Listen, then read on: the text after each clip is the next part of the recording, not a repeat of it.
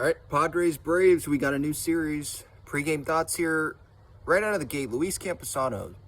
It looked like this was going to be only a few day issue with him jamming his thumb on Thursday when he was warming up Nick Martinez, but he is headed to the 10-day IL.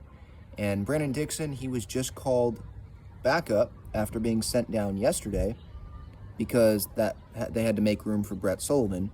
So it looks like Brett Sullivan could get his first start tomorrow behind the plate with Blake Snell on the mound, which that'll be interesting because Snell doesn't have a whole lot of experience with Sullivan, but he has a lot of experience with Nolan, hasn't been pitching well. So we'll see, but that's for tomorrow. I am surprised that Campy was put on the IL because he was telling the media yesterday that he didn't think that this was even going to be a 10-day thing, and now he's being put on the 10-day IL.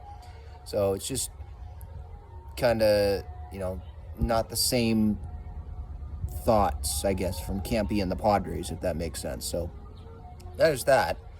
Fernando Tatis Jr., he is taking batting practice right now as I'm speaking at Petco Park, I believe. So seems like everything's good there. It was supposed to be him taking BP today, going out to Lake Elsinore tomorrow for a rehab game. That was the plan. But the Padres, they kind of just want to bubble wrap him right now. So they're not going to send him out for another rehab game, one more rehab game. They're going to keep him with the Padres at Petco Park. So he'll be in San Diego. He can't be out on the field when the gates open. So if fans are looking to see Tatis, you're not going to see him. You can only see him through media videos and stuff who get to go, during batting practice. But it's great that he's back. He's healthy.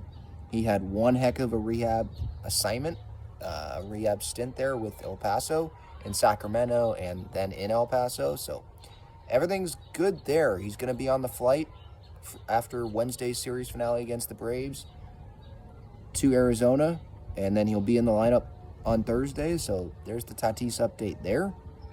Drew Pomerantz, I think Jeff Sanders, Union Tribune, he said today that Drew Pomerantz will be throwing for Lake Elsinore this week. His neck's fine. He's back in San Diego today just for some extra treatment because I think the minor league team that he was with, is in Tacoma, so he didn't want to do that. But lineup tonight, Jose Zokar, he's going to be in center field. So that means that Trent Grisham, he is not starting for the first time this year. So maybe Bomel did not like him watching strike three there, or it's just a scheduled off day. I think it's just a scheduled off day. Max Fried is on the mound, who is a lefty, so maybe they're kind of doing it on matchups there. I think the good news, I know it's not good news to be facing Max Fried, but he's coming off of the hamstring injury that he suffered, I believe, on opening day against the Nationals in Washington. So he might not be his best. He might not work as long as he would if, let's say, the Padres were facing the Braves and he was fully healthy in July or something like that. So hopefully the Padres can get to him early, or he just doesn't go like 6-7 innings. He only goes like 5 innings. Because Ryan Weathers, I think that's what we're hoping for too. At least I am with Ryan Weathers. Kind of like the same thing that he did against the New York Mets. Obviously, you don't want to see him get into all of the jams that he got into, but give us 5 solid innings. You can hand it off to the bullpen. Reese Kinnear, remember, he is up, so he can give some length if needed. Bill Chrismat, he's still on the roster. And the bullpen, it's in a good spot. Hader pitched yesterday, but I think he could go back-to-back days. Wilson, he pitched yesterday. Maybe they stay away from him, but the bullpen, it's pretty fresh. Not many guys were used yesterday after Darvish pitched really well, pitched 7 innings. Offense just couldn't score runs. So, again, tonight feels like it's going to be on the offense, that they might have to score more runs than they would have had to yesterday. I don't see the Braves only scoring 1 run off of Padres pitching today, so it'll be tougher. But it's not like it's going to get easier this series. Spencer Strider tomorrow, Charlie Morton on Wednesday.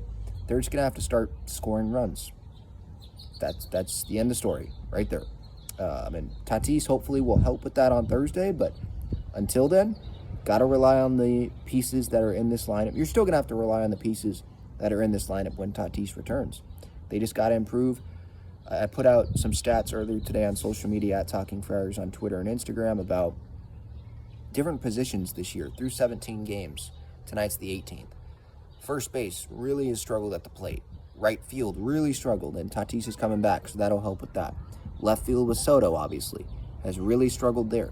The catching position has really struggled. So that's 4 positions right there that have not done good offensively this year.